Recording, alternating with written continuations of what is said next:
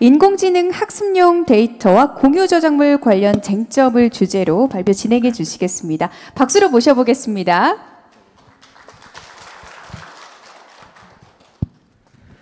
예, 반갑습니다. 이철남이라고 합니다. 네, 저는 충남대학교 법학전문대학원에서 지적재산권법을 강의를 하고 있습니다. 원래 이제 법학을 전공을 했지만은 제가 그 대학원 공부한 시기가 아까 잠깐 나왔던 팀 버너스리가 웹 표준을 공개하고 그 다음에 리눅스 커널의 이제 초기 버전이 나와서 보급되고 할 시기였고, 우연히 이제 그런 기술에 접하면서, 그리고 이제 제가 지적재산권법을 하면서 특히 이제 GNU 프로젝트의 어떤 정신이나 이런 거에 조금 영향을 받아서 한 20년 넘게 이제 오픈 소스의 어떤 이념, 가치, 철학, 그리고 그와 관련된 법적 쟁점들을 쭉 공부를 해오고 있고, 그다음 학교에 가기 전에 이제 그 정부 연구소에서 일을 했었습니다. 그래서 오픈 소스와 관련된 어떤 정부 정책이나 그다음에 우리 기업들 삼성이나 LG전자가 여기에 대해서 어떤 대응을 해야 되는가, 이런 것들에 대해서 쭉 참여를 하고 같이 고민을 많이 해왔고, 저는 어떻게 보면 이 세션보다는 오픈소스 세션에 많이 익숙한데, 공유 저작물과 오픈소스의 어떤 기반이 되는 부분에 공통적인 부분이 많이 있어서 서로 교류가 필요하다고 보고, 오늘 제가 말씀드릴 내용도 이 부분과 좀 연결되어 있습니다. 같이 좀 고민해 보고 싶은 내용은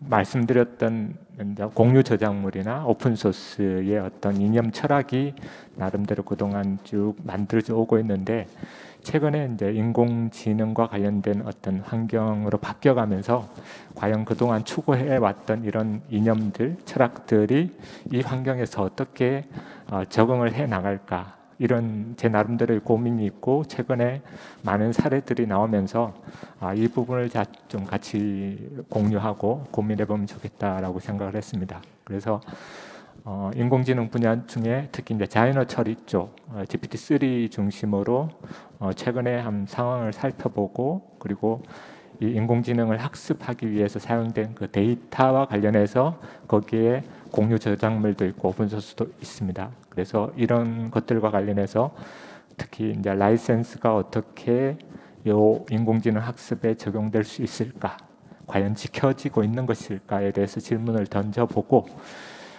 지켜지지 않고 있다라면은 앞으로 이걸 어떻게 같이 만들어가야 되는가, 이제 그런 고민들을 좀 같이 해보고 싶습니다.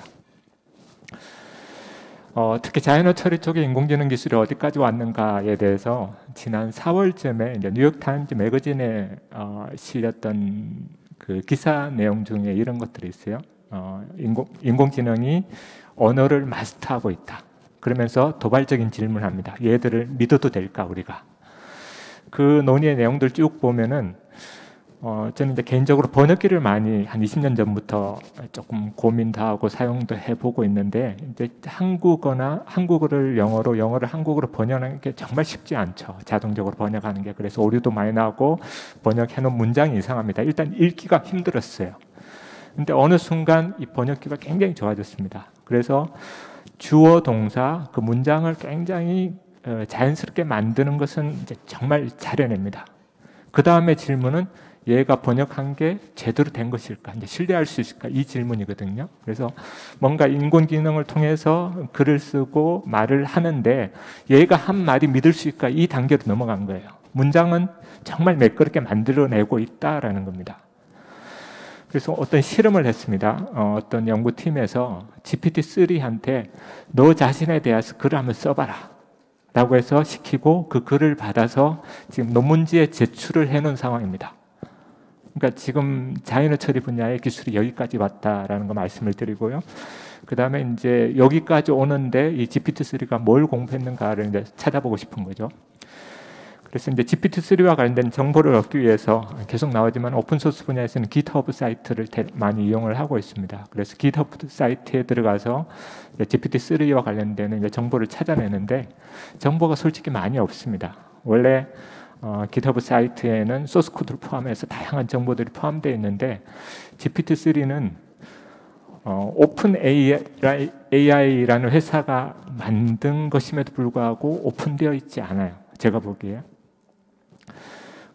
왜 회사 이름에 오픈이라고 붙였을까? 그 이제 역사를 쭉 찾아가 보니까 과거에 이제 인공지능 기술이 구글이나 아니면 메타나 이런 굉장히 대기업들만 할 수 있는 자원이 있기 때문에 할 수 있는 일이어서 일반 작은 기업들이 참여하기 어렵다. 그래서 이걸 오픈해보자 해서 처음에 오픈 AI라는 어떤 뭐 회사도 아니었죠. 어떤 기구를 만들고 같이 작업을 했는데 역시나 작업을 하기 위해서는 많은 비용이 필요합니다. 그래서 중간에 성격이 많이 바뀌었어요. 그리고 특히 마이크로소프트의 대규모 투자를 받으면서 굉장히 이제 폐쇄적으로 가고 있고 GPT-3도 마이크로소프트가 이제 독점 라이센스를 가지고 있습니다. 그래서 이제 공개된 정보가 별로 없고 그나마 이제 찾아낸 것이 GitHub에 있는 것 중에요. 그 데이터 부분에 통계 부분이 있습니다. 그래서 그걸 찾아보면은 GPT-3가 뭔가를 많이 학습을 했는데 그 학습된 내용의 언어별로 유형을 분류를 해봤더니 영어가 94% 가까이 됩니다. 그래서 그리고 나머지는 주로 유럽 쪽 언어이고 화면에는 안 나오는데 한국어 쪽을 찾아보니까 한 19위 정말 적게 들어가 있어요. 그래서 이 통계를 보고 알 수 있는 것은 GPT-3가 언어를 마스터하긴 했는데 이제 한국어는 못한 거예요. 영어만 굉장히 잘하는 친구이다. 그래서 이 친구가 도대체 뭘 학습했는가 이제 찾아 들어간 겁니다. 저기에 링크가 있고 링크를 들어가 보면은 이제 GPT-3와 관련된 그 개발자들의 논문이 발표됐었고요. 그 논문 내용 중에 데이터셋과 관련된 내용을 찾아냈습니다. 보시면은 커먼 크롤이라는 많은 데이터셋을 뭐 한 60% 이용했고 웹 텍스트, 북스, 1, 2 이런 것들이 뭔지에 대해서 소개는 잘 안 하고 있습니다. 다만 그냥 상상하기에 웹에 나와 있는 텍스트 그리고 뭐 북스 1, 2는 기존에 나와 있던 책에서 많이 학습한 것 같다. 그 정도로 유추할 수 있고요. 저희에게 제일 익숙한 것은 위키피디아이죠. 그래서 위키피디아가 3% 정도 이용한 형태입니다. 그 중에 이제 제일 많이 이용한 커먼 크롤을 좀 들어가 보면은 커먼 크롤이라는 이제 비영리 재단이 있고 2013년 경부터 전 세계 웹 페이지를 다 크롤링해서 수집을 하고 있습니다. 수집해서 목표는 이제 매달 한 번씩 하는 건데 조금씩 늦어질 때도 있고요. 이렇게 해서 이제 공개를 하고 있는 겁니다. 커먼 크롤이 만들어서 제시한 데이터는 이제 뭐랄까요? 이미지나 이런 것들도 포함되어 있고 웹페이지 소스 코드도 다 포함되어 있는 것들인데 이런 것들을 이제 학습을 하기 위해서는 좀 정제를 해야 되죠. 그 대표적인 데이터셋이 C4라는 데이터셋입니다. 그래서 이와 관련된 이제 논문이 있어서 찾아봤고 제가 궁금했던 거는 이 데이터의 내용이 뭘까였어요. 어디에서 이 데이터들을 어떤 웹페이지에서 주로 가져왔을까를 이제 찾아 들어갔고 그 논문에 이렇게 나와 있습니다. 특허 쪽 구글의 특허 문서가 제일 많았고요. 구글의 이제 DB에 있는 특허 문서가 제일 많았고 쭉 보시면 위키피디아도 있고 그 다음에 대체로 각 언론사 기사들입니다. 그래서 웹페이지에 있는 많은 정보를 모아서 학습을 했는데 거기에서 많은 부분들이 이제 언론사의 기사들을 가지고 와서 학습한 것이다. 학습까지는 안 됐고요. 일단 커먼 크롤은 모아서 공개를 하고 있죠.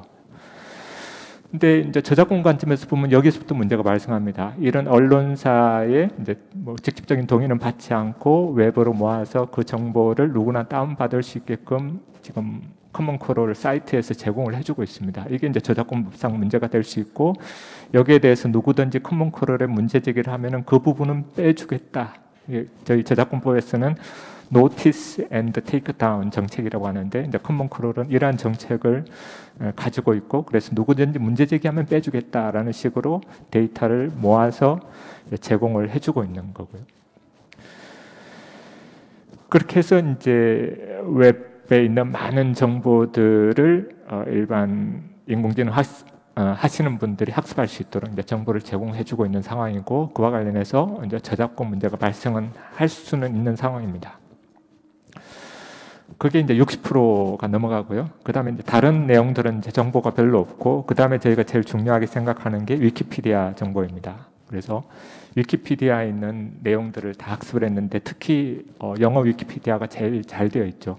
제 기억에 한 650만 아티클 정도 이상이고, 그다음 화면에 보시면은 중국어나 일본어가 한 100만 아티클 이상이고요. 한국어는 조금 적어서 한 25만 아티클입니다.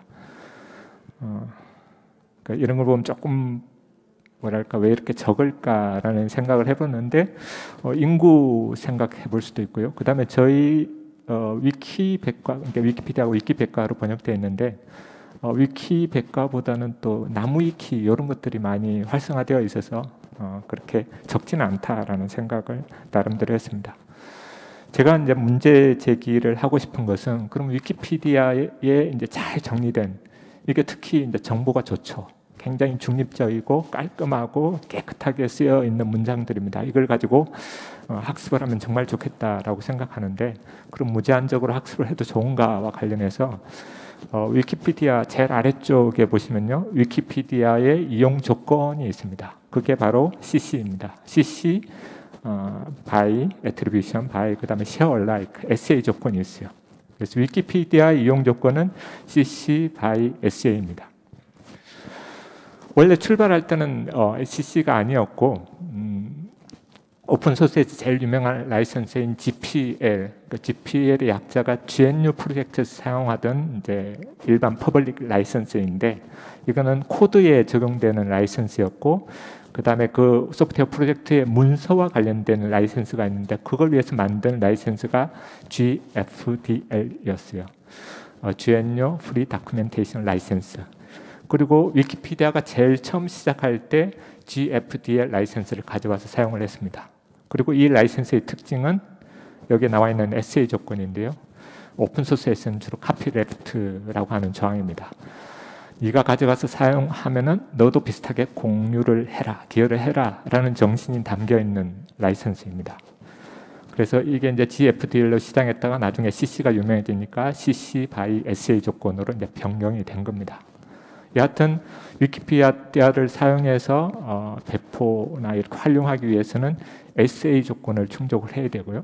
그러니까 동일한 라이선스 조건을 배포를 해야 됩니다.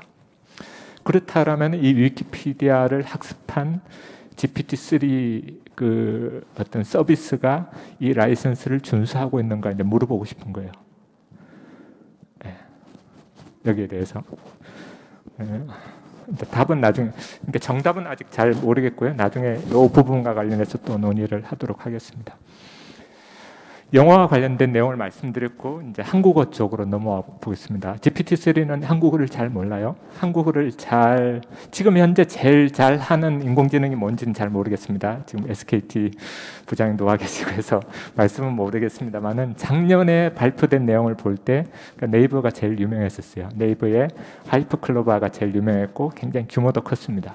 그리고 제 관심은 과연 이것이 무엇을 학습했을까를 찾아봤고 관련 문헌을 보면은 영어로 되어 있지만은 결국은 제일 위에 네이버 블로그가 제일 양이 많고요. 그다음 네이버 카페, 네이버 뉴스, 그다음에 코멘트가 이제 댓글이라고 보시면 될 것 같고요. 그다음에 코리안 Q&A 사이트가 이제 지식인이라고 보시면 될 것 같아요. 그래서 이 4개, 5개가 네이버가 가지고 있는 그 서버의 컨텐츠라고 보시면 될 것 같고, 그다음에 모두의 말뭉치라고 국립국어원에서 제공하는 말뭉치 콜퍼스가 있고, 그다음에 위키피디아 영어, 위키피디아 재편, 그리고 나머지 것들입니다. 그래서 전체적으로 보면은 이제 그 네이버의 서비스로 제공되고 있는, 원래 이걸 네이버 스스로가 만든 건 아니죠. 이용자들이 와서 블로그에 글을 적고 카페에 글도 올리고 이런 거예요. 그래서 이런 컨텐츠에 대해서 저작권 관점에서 보면은 그 저작권은 작성한 사람 이용자가 가지고 있습니다. 그래서 이 모두의 글에 대해서는 이용자들이 가지고 있는데 네이버가 이걸 이용하기 위해서 약관을 통해서 그 사람들에게 허락을 받는 형태로 되어 있습니다. 그래서 약관이 일찍부터 있었고, 그 다음에 한 3, 4년 전에 인공지능 학습에 이용하기 위해서 약관을 약간 손을 봤습니다. 그래서 밑줄 그은 내용을 보시면은 이용자들이 올린 글에 대해서 연구 개발 목적으로 특히 인공지능 분야에서 네이버 및 네이버 계열사가 사용할 수 있도록 그 올린 사람이 허락해 준다라는 내용이 이제 포함이 된 겁니다. 그래서 법적으로 보면은 저작권은 이용자들이 가지고 있지만은 네이버는 그 허락을 받아서 적법하게 이 컨텐츠를 학습에 사용하고 있는 것이 되죠. 그래서 네이버는 뭐랄까요? 굉장히 합법적으로 이제 컨텐츠를 이용하고 있다라고 보시면 될 것 같은데요. 그런데 이제 SKT나 KT나 다른 회사들도 한국어 corpus가 탐나는데 제일 많은 게 이런 블로그 글이거든요. 그래서 그럼 다른 회사가 이걸 이용할 수는 없을까? 커먼크롤처럼 웹페이지에 있는 것들을 다 긁어가서 뭐 학습하는 거 문제 없지 않을까로 생각을 해볼 수 있습니다. 이러한 고민들이 이제 저작권법 개정안에 좀 포함되어 있습니다. 저작권법 개정안 지금 국회에 올라가 있는 내용을 보면은 이제 좀 문맥이 복잡합니다만은 취지는 이겁니다. 인터넷에 오픈되어 있는 그 컨텐츠에 대해서 적법하게 접속해서 크롤링이라는 표현은 안 했지만 여하튼 불러와서 학습에 이용하는 것은 저작권 침해로 보지 않겠다.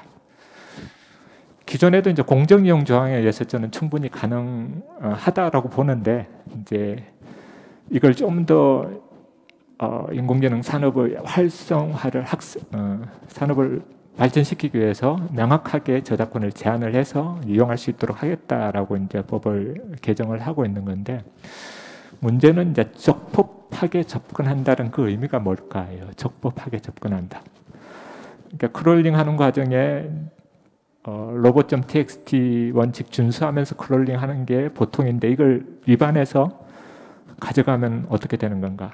그러니까 네이버 같은 경우에 중요한 컨텐츠에 대해서는 요걸 막아뒀을 것 같은데 그거 무시하고 긁어가면 어떻게 될까?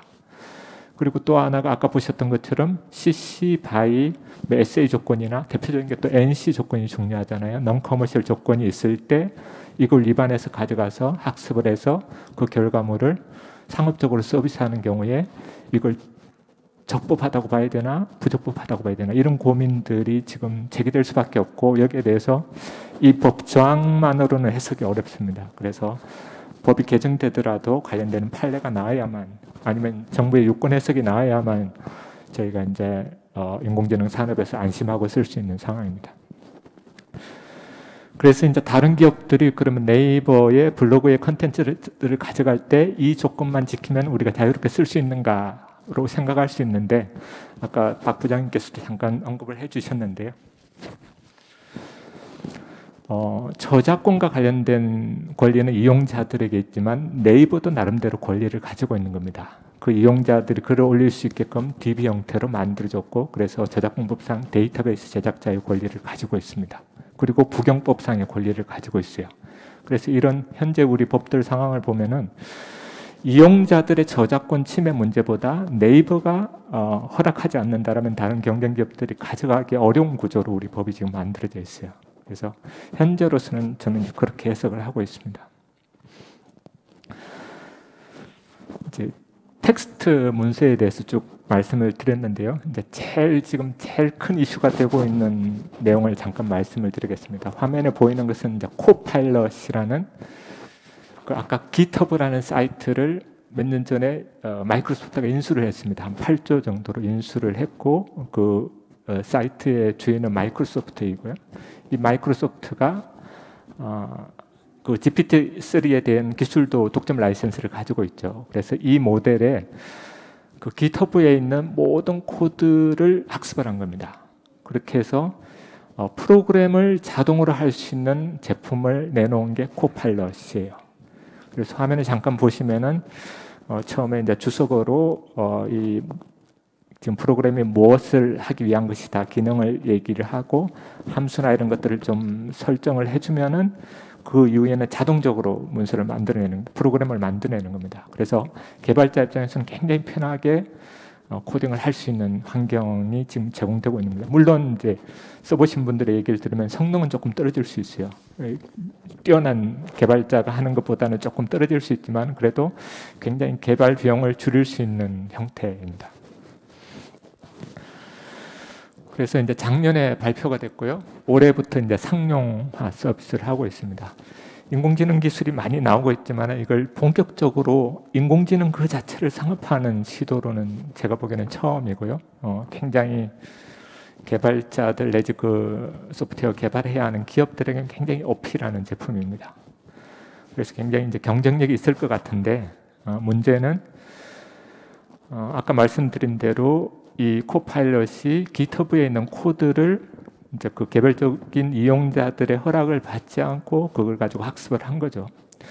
그리고 GitHub의 라이센스 이용 약관을 읽어보면은 인공지능 학습에 대한 내용은 없습니다. 단지 개발자들이 공유 리파지토리에 올려놓으면 이걸 다른 사람에게 서비스하기 위해서 이것저것 할 수 있다라는 내용은 있지만 이걸 가지고 학습에 이용할 수 있다라는 내용은 포함되어 있지 않습니다. 그래서 이런 상황에서 이용자들의 허락을 받지 않고 특히 그 이용자들 중에 오픈소스 개발자들 중에 특히 이제 프리 소프트웨어, 자유 소프트웨어의 이념을 가지고 있는 그 개발자들이 크게 반발을 하고 있는 거죠. 왜 무단으로 썼는가? 이거 혹시 라이선스 위반 아닌가라는 내용입니다. 그래서 이제 아까 GPT-3에 관한 정보는 별로 없었지만 구글의 벌트라는 인공지능 모델이 있고요. 이와 관련된 이제 GitHub의 전형적인 사이트입니다. 그래서 이 사이트에 들어가시면은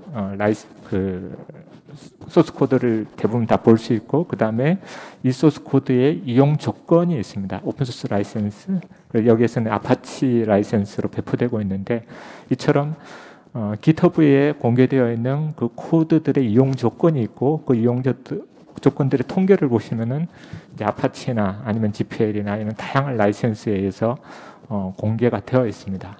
그래서 이런 라이센스들을 충분히 체크하지 않고 그 라이센스 조건을 지금 어떻게 보면 지킨다는 표현도 없이 학습에 이용한 이것에 대해서 우리가 어떤 평가를 해야 되는가 이제 이런 고민이 나올 수밖에 없습니다. 코드에 익숙하지 않으신 분들을 위해서 이제 약간 일단 문제 제기는 이런 것들입니다. 아까 그 GitHub에 있는 코드의 라이센스를 위반했는가 학습하면서 위반했는가의 문제도 있을 수 있고 이 코파일럿이 작성한 코드들을 보면은 기존에 있던 코드들과 유사한 부분들도 있을 수밖에 없죠. 이런 경우에 기존의 코드에 대한 저작권을 침해했는가? 그 침해 책임을 누가 져야 되는가? 이런 문제 제기가 있을 수 있고요. 그 다음에 이제 코파일럿이 많은 프로그램을 만들어낼 건데 이 프로그램이 우리 지금 저작권에 의해서 보호를 받을 수 있는가? 이 기계가 어떻게 보면 기계가 만들어낸 것인데 보호받을 수 있는가? 그리고 보호받는다면 그 권리를 누구에게 줄 것인가? 이런 것들이 기본적으로 던져지는 문제이고요. 이걸 오늘 다 저희가 논의를 할 수는 없고 프로그램은 어렵기 때문에 이제 이걸 제가 그냥 간단하게 하면 사례를 보여드리기 위해서 제가 주로 사용하는 구글 번역기입니다. 인공지능이 적용되어 있는 구글 번역기이고 제가 말씀드린 내용 중에 일부를 한국말로 정리를 하고 이걸 이제 번역기로 돌린 겁니다. 그리고 번역이 약간 어색한 경우에는 제가 한국말을 조금 잘라요. 조금 긴 문장이 아니라 단문장으로 바꾸고 이러면은 문장이 더 매끄럽게 번역이 됩니다. 그리고 번역된 내용을 바탕으로 거기 혹시 단어가 약간 어색한 거 이런 것들을 제가 조금 손봐주죠. 그렇게 해서 어떤 영어 번역 문장이 나오는데 이게 과연 저작권에서 보호를 받을 수 있을까?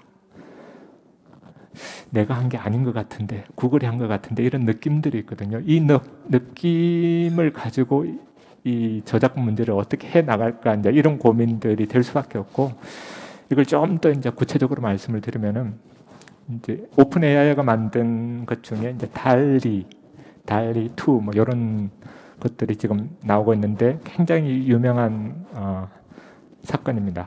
사례입니다. 어떤 잡지의 표지 디자인을 하는데 달리를 가지고 이 디자인 하시는 분이 처음에 뭐 우주인을 한번 그려봐라. 그 다음에 여성 우주인이 좋겠다. 어떤 몸이 운동선수 몸매였으면 좋겠다. 그 다음에 뭐 그 카메라 각도는 이 방향이었으면 좋겠다. 배경은 화성이었으면 좋겠고 그 주변에 뭐 우주선이 있으면 좋겠다. 이런 것들, 이런 것들 가지고 이제 쭉 이렇게 한 번에 쭉 이 문장 오른쪽 문장이 나온 것이 아니고요. 이제 계속 이렇게 다듬는 거죠. 다듬어서 최종적으로 이 디자인을 만들어낸 겁니다. 이렇게 냈을 때 이 디자인이 저작권에서 보호를 받을 수 있는가? 그 받게 된다라면 그 권리를 누구에게 줄 것인가, 이제 이런 고민들이 계속 생길 수밖에 없는데, 다시 좀 논의를 정리를 했어요. 그런 문제가 발생하더라도 지금 이게 이제 상업 모델로, 오픈 AI가 상업 모델로 가고 있어서 보통 저희가 상용 소프트웨어 모델로 생각하시면 돼요. 그래서 오픈 AI에게 돈을 내고 이걸 가지고 뭔가를 만들어낼 때 그게 대부분 대체로 저작권에 의해서 보호를 받을 것이고, 그 저작권은 주로 사용자, 왜냐하면 오픈 AI가 돈을 받았기 때문에 이걸 가지고 만든 것은 당신들이 가지세요라고 이제 계약이 되는 형태니까 사용자가 저작권을 갖고, 그 다음에 혹시 이것이 제3자의 저작권을 침해했거나 아니면 학습에 사용된 그 이미지의 저작권을 침해했을 때 그 리스크는 누가 질 것인가에 대해서 오픈 AI가 우리가 다 책임질 거야 라고 하면은 이제 그 책임을 감당할 수 있는 비용을 만회를 해야 되니까 비용을 좀 높게 받겠죠. 그래서 제가 말씀드린 것은 이 과정에 원천 데이터의 권리자도 있고 AI를 만든 업체도 있고 이용자도 있는데, 이 이해관계들이 전통적인 어떤 상업 소프트웨어 모델에서는 비용이나 이런 것들로 이렇게 이해관계가 조정되고 있다라는 거예요.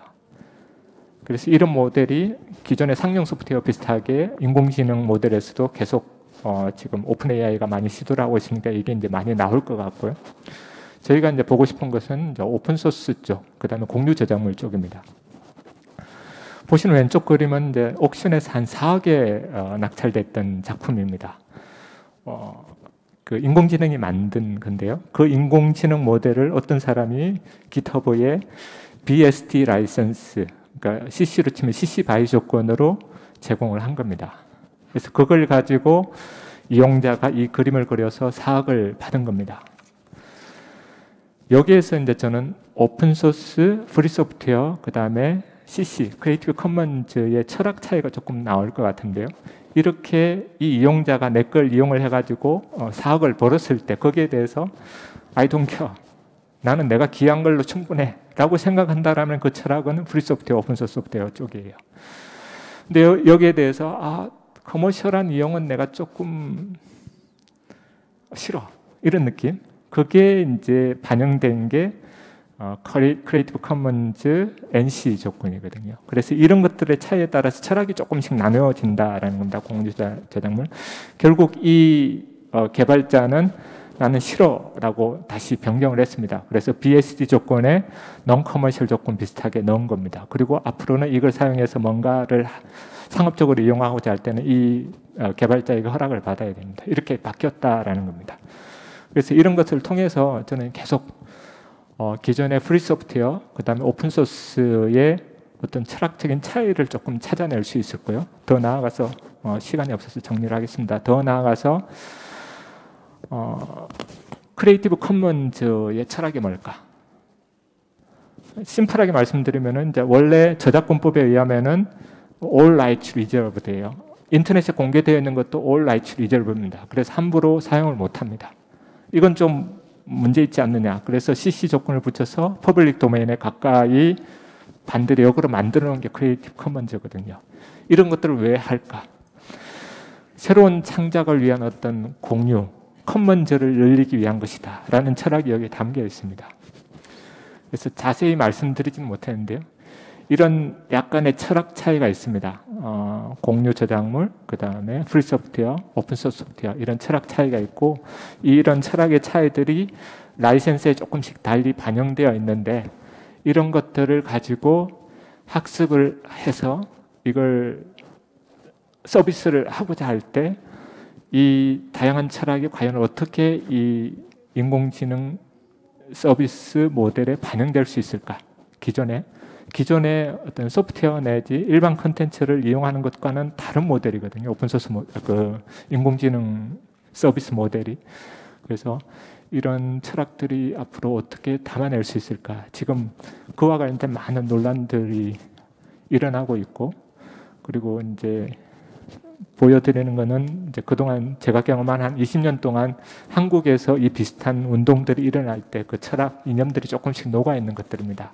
약간씩의 차이가 있고, 인공지능 환경에서 이런 철학들을 어떻게 담아낼 수 있을까에 대해서 저희도 조금 고민이 필요하지 않을까라는 말씀 드리면서 마치겠습니다. 수고하셨습니다. 네, 박수 보내주시기 바랍니다. 자, 충남대학교 이철남 교수님의 강연 들어봤고요. 질의응답 시간 갖도록 하겠습니다. 혹시 교수님께 질문사항 있으신 분은 손 들어주시고요. 손 들어주신 분들, 네, 뒤쪽에 계시네요. 마이크 전달해 주시기 바랍니다.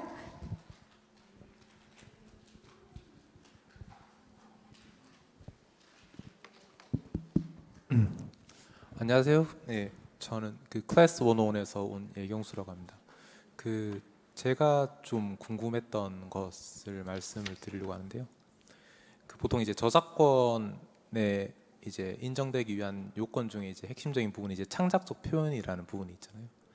근데 이제 인공지능이라는 어떤 알고리즘 내지 툴을 통해서 만들어진 그런 결과물에 대한서 이제 이거를 데이터로 보호하는 것은 가능할 수도 있을 것 같은데 이게 창작적인 표현으로 인정이 될 수 있을까라는 데 대해서 되게 좀 많은 고민이 있거든요.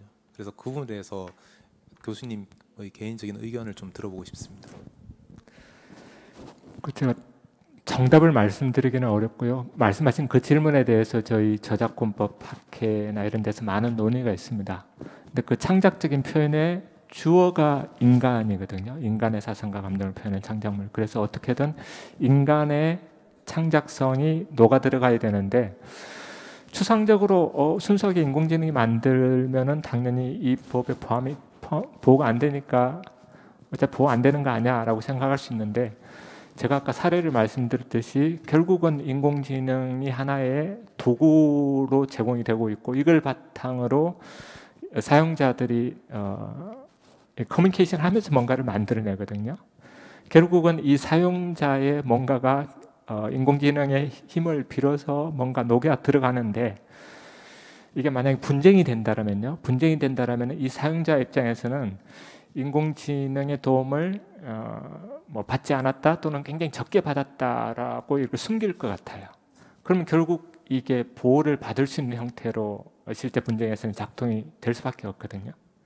그래서 제가 이제 여하튼 정답은 말씀드리기는 어렵고 아직도 모르겠고 여하튼 결국은 인간과 인공지능의 작용에 의해서 뭔가를 만들어내는 것이고 보호 대상으로는 지금 현 법을 그대로 가져가더라도 보호 대상에는 계속 들어올 것 같아요. 사용자의 작동이 들어가는 거니까. 다만 보호가 되더라도 그 보호 범위를 예를 들면 아까 코파일럿이 자동적으로 만들어낸 부분 뭔가 자동적으로 기계가 만들어내는 부분은 저작권 보호 대상이지만 보호 범위는 굉장히 좁게 해석해서 현실적으로 그건 저작권에서 제한의 형식으로 돌아갈 것 같습니다.